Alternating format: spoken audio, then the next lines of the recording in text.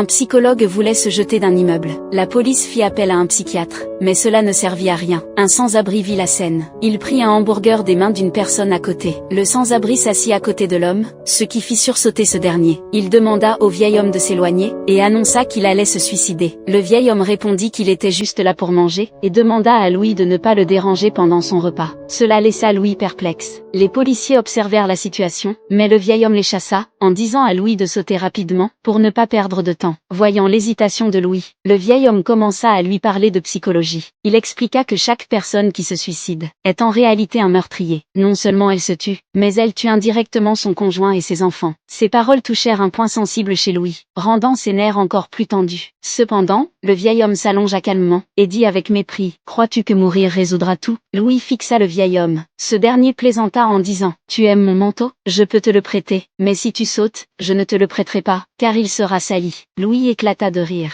Le vieil homme dit à Louis de ne pas se laisser piéger par des problèmes insignifiants. Louis, furieux, cria, « Tu ne sais pas ce que j'ai perdu. » Le vieil homme lui répondit en criant, « Et toi, sais-tu ce que j'ai perdu ?» Cela laissa Louis sans voix. Comment aurait-il pu perdre plus qu'un sans-abri? Le vieil homme s'approcha lentement de Louis, et lui dit que ceux qui se suicident ne veulent pas vraiment mourir. Ils veulent seulement éliminer leur douleur intérieure. Après ces mots, il laissa Louis prendre sa propre décision. Louis, curieux, demanda qui il était. Le sans-abri ne répondit pas directement, mais se présenta comme un vendeur de rêves. Il expliqua que pour des gens comme Louis, coincés dans leur douleur et incapables de s'en libérer, il vendait une virgule, pour leur permettre de continuer à écrire leur histoire. Ces paroles firent renoncer Louis à ses pensées suicidaires. Ce film s'appelle Le vendeur de rêves. Suivez-moi pour d'autres vidéos fascinantes.